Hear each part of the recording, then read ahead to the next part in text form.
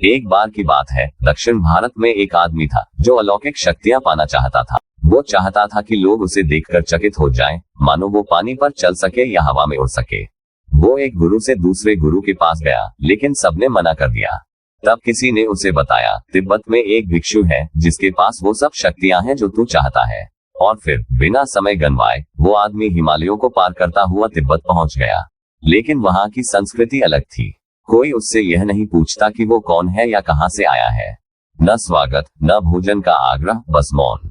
3 हफ्ते बीत गए, किसी ने बात तक नहीं की। और फिर एक दिन बुजुर्ग भिक्षुओं ने उसे बुलाया। उन्होंने पूछा, तू इन शक्तियों का क्या करेगा? लेकिन आदमी जिद्दी था, उसे बस अलौकिकता चाहिए थी।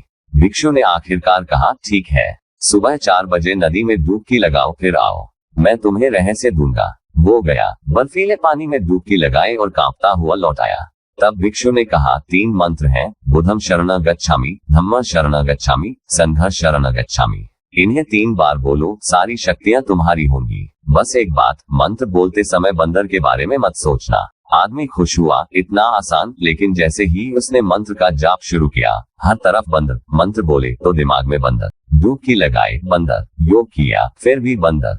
1 हफ्ते बाद उसका दिमाग बस एक ही चीज से भरा था, बंदर। और तब वो फिर तिब्बत लौटा। कहा, मुझे आपकी अलौकिक शक्तियां नहीं चाहिए, पहले इन बंदरों से छुटकारा दिलाए।